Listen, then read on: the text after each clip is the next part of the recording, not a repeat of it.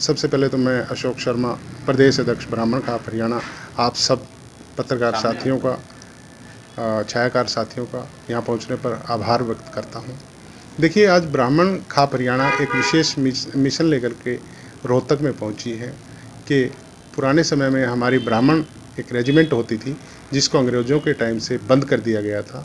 आज ब्राह्मण खाप हरियाणा उसी मांग को लेकर के एक हस्ताक्षर अभियान की शुरुआत करने के लिए रोहतक जिला में पहुंची है कि हम पूरे समाज को एकत्रित करके और इस हस्ताक्षर अभियान को आगे बढ़ा करके हमारी ब्राह्मण रेजिमेंट को पुनः गठन करने के लिए एक मेमोरेंडम सरकार को दें, इसके लिए मैं आज रोहतक पहुँचा हूँ।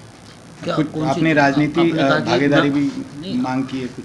जी, देखिए, ब्राह्मण समाज की हिस्सेदारी प्रदेश में 15.5% के करीब बनती है और जो राजनीतिक पार्टियां हैं वो हमें पूरी तरह से हमारे समाज की हिस्सेदारी नहीं दे रही।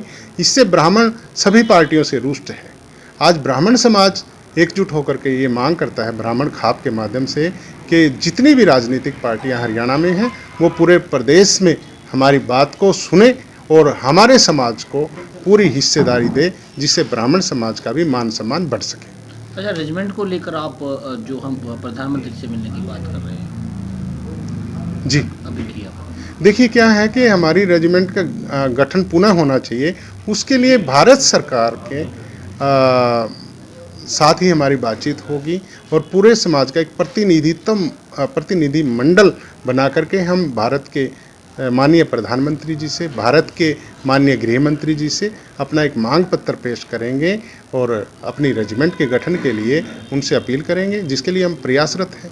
कोई हस्ताक्षर अभियान आप बोल रहे थे कि हस्ताक्षर अभियान चलाया? देखिए, उस ब्राह्मण समाज द्वारा एक हस्ताक्षर अभियान चलाया गया है। पूरे प्रदेश में कम से कम 1 लाख से या 2 लाख के बीच में हम ब्राह्मण समाज के लोगों के हस्ताक्षर करा करके अपनी मांग को पुरजोर तरीके से सरकार के सामने रखेंगे। अच्छा, ब्राह्मण जो जाति है उसको लेकर कहीं ना कहीं सभी राजनीतिक पार्टियां जो है लुभाने वादे कर रही हैं।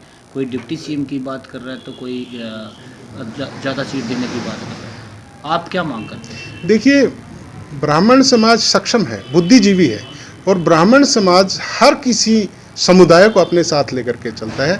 ब्राह्मण किसी भी पार्टी का विरोधी नहीं है, किसी समुदाय का विरोधी नहीं है। ब्राह्मण तो हर किसी के लिए भगवान से प्रार्थना करता है कि इस पूरे समाज में मंगलमय कार्य हों, पूरे समाज में सुख शांति रहे। तो ब्राह्मण अगर सबके लिए इतना प्रयास करता है तो ब्राह्मण को डिप्टी सीएम क्यों?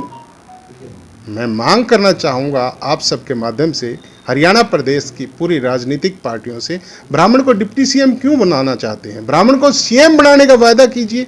कुछ दिन पूर्व हरियाणा के एक पूर्व मुख्यमंत्री ने एक वक्तव्य जारी किया था कि हम ब्राह्मण समाज को उप मुख्यमंत्री बनाएंगे, लेकिन उन्हीं के पार्टी के लोग उस बात का खंडन कर देते हैं। उन्हीं की पार्टी के प्रदेश अध्यक्ष कह देते हैं कि हम तो 4 उप मुख्यमंत्री बनाएंगे। फिर ब्राह्मण को तवज्जो देने की बात कहाँ रही? जो पार्टी अपने एजेंडा में शामिल करके ये बताती कि हम ब्राह्मण को उप मुख्यमंत्री बनाएंगे तो हम कुछ बात मानने को तैयार थे, लेकिन कुछ ही दिनों में उन्हीं की पार्टी के लोग अगर उन्हीं का विरोध कर दें, उन्हीं की बात का खंडन कर दें, तो ये तो ब्राह्मण को बरगलाने और झूठ बोलने वाली बात हो जाती है। ये तो भविष्य की बात है, भविष्य में क्या करेंगे। देखिए, इसका कोई अभी औचित्य नहीं है। मैं समझता हूँ कि ब्राह्मण को अब की बार कोई बरगला नहीं सकता। ब्राह्मण बिल्कुल एकजुट होकर के एक किसी भी ऐसी पार्टी को समर्थन करेगा जो ब्राह्मण समाज का समर्थन करेगी और ब्राह्मण समाज तन मन धन से उस पार्टी को जिताने का काम करेगा। अब की बार ये तय है, ये पूर्णतः सत्य है कि ब्राह्मण के बगैर कोई भी पार्टी सत्ता में नहीं आ सकती। इसमें किसी भी तरह की दो राय नहीं है।